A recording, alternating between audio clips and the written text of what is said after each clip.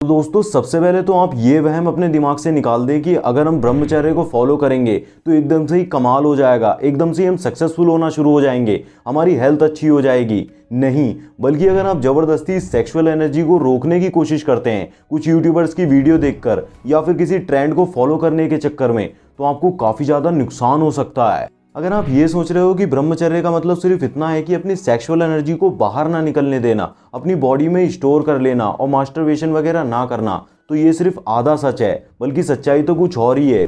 For example, अगर हमें नदी के वेग को रोकना हो, उसके बहाव को रोकना हो, तो हम क्या करते हैं, उस पर एक बांध बना देते हैं। लेकिन क्या सिर्फ बांध बना देने से नदी के बहाव को रोका जा सकता है? नहीं, क्योंकि नदी तो निरंतर बहती रहती है। तो फिर बांध बनाने का क्या फायदा है, पर जब आप उसे बहने के लिए दूसरी दिशा देते हैं ताकि किसी भी तरह का प्रेशर क्रिएट ना हो सके। ऐसे ही जब तक आप सेक्सुअल एनर्जी को रोकने के लिए बांध बनाने की कोशिश में लगे रहेंगे तब तक कुछ भी फर्क नहीं पड़ने वाला है। आप बार बार नाकामयाबी होते रहेंगे। आपको जरूरत है एक नया रास्ता बनाने की, ध्यान का रास्ता, प्रेम का रास्ता। देखो, दुनिया में जितने भी जीव हैं उन सभी को सेक्सुअल एनर्जी को बाहर निकालने का एक द्वार जन्म से ही मिलता है, जिसे हम सेक्स या फिर मास्टरबेशन के द्वारा बाहर निकालते हैं। और अगर नहीं भी निकालते हैं तो वो खुद ब खुद ही नष्ट हो जाती है या फिर बह जाती है। लेकिन अगर आप चाहें तो इस एनर्जी से कुछ नया क्रिएट कर सकते हैं, कुछ अद्भुत क्रिएट कर सकते हैं, दुनिया को एक नई खोज दे सकते हैं।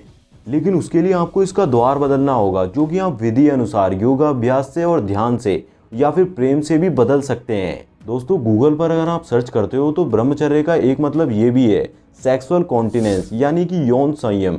लेकिन मेरे विचार से ये गलत है, क्योंकि संयमी आदमी सबसे ज़्यादा आक्रामक होता है, क्योंकि वो खुद को एक गांठ में बांधे हुए है और जितना ही ज़्यादा उस गांठ को कसता है उतना ही उसका मन छटपटाता है, उतना ही उसका मन मचलने लगता है। और जब वो लोगों को संसार के सुखों को भोगता हुआ देखता है तो उसके मन में लोगों के लिए ईर्ष्या पैदा होती है। जितना बड़ा संयम उतना बड़ा आग का गोला।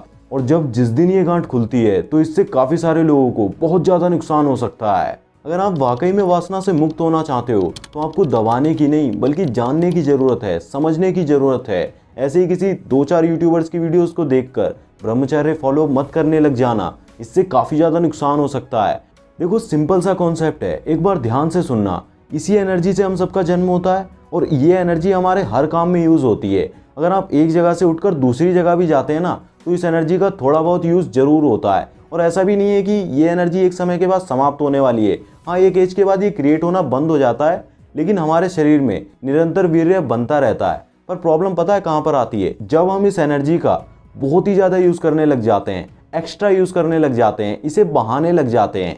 फॉर एग्जाम्पल, अभी तो ये सेक्सुअल एनर्जी आपके बॉडी के इनर फंक्शंस को परफॉर्म करने में और आप जो भी वर्क करते हो उसमें यूज़ हो रही है। लेकिन जब आप मास्टरबेशन करके इस एनर्जी को बाहर निकालने लग जाते हो तो पहले तो ये आपके बॉडी के निर्माण में यूज़ हो रही थी, लेकिन अब ये सिर्फ स्पर्म क्रिएट करने में यूज़ होने लग जाती है।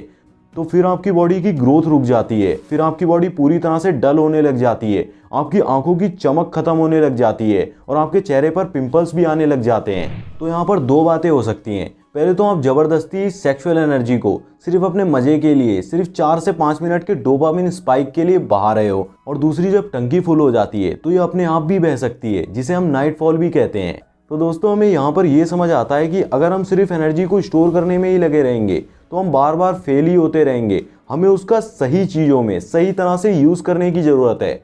अगर आप उसका यूज़ सही कामों के लिए करते हैं तो आप कुछ नया क्रिएट कर सकते हैं, कुछ अद्भुत क्रिएट कर सकते हैं। फॉर एग्जाम्पल, जो musician, writer, dancer, actor, singer या फिर कॉमेडियन, फिलोसोफर वगैरह होते हैं, वो अपने काम के प्रति पैशन की हेल्प से ही अपनी सेक्सुअल एनर्जी को ईजिली ट्रांसम्यूट कर पाते हैं।